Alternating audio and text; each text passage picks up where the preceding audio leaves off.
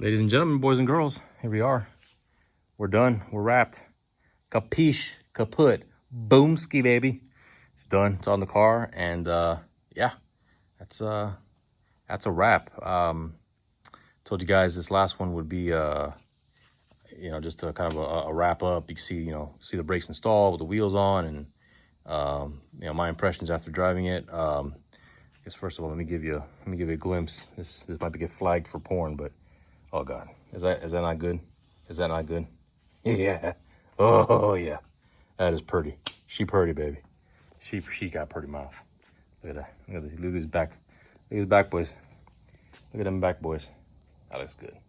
Wheels look terrific on the car, and like I said, with the brakes, I mean, I can't be happier. Install, like I said, outside of what the mental gymnastics that I put myself through with the whole half inch and all that stuff. Really, outside of that, it was as straightforward as it gets.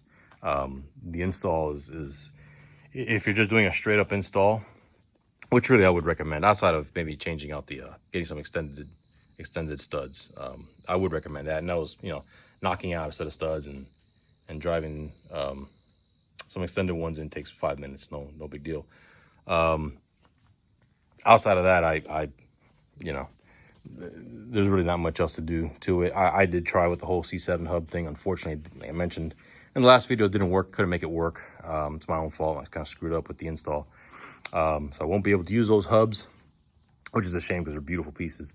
I'm hoping at some point, good folks at Aerospace will make a C6 version, and I will be probably the first ones to jump on those, honestly, because they are pretty killer hubs. But in the meantime, I've got these on there, and yeah, I mean, overall assessment, the install, like I said, cake.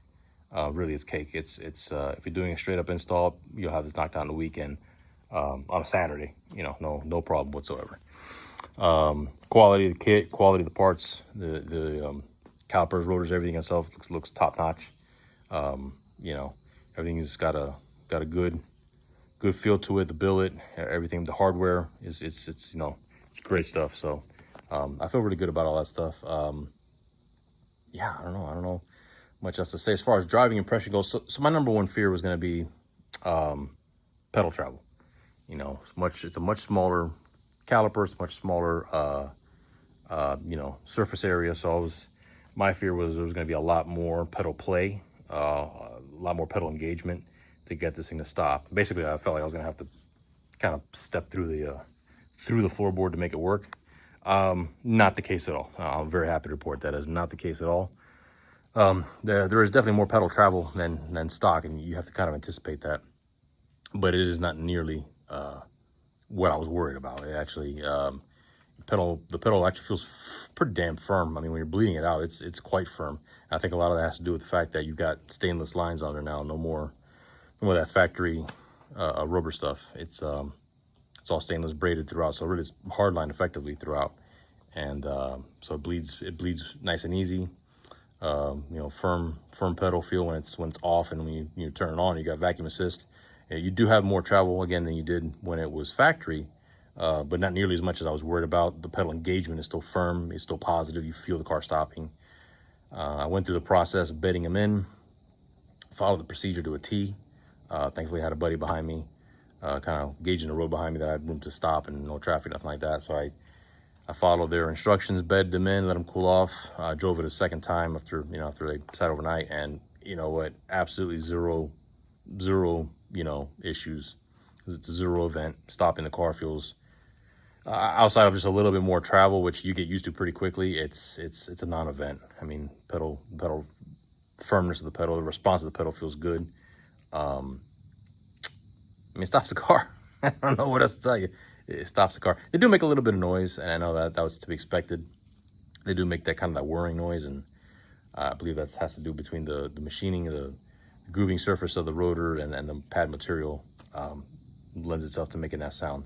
Really, outside of that, though, it's like I said, it's a complete non-event.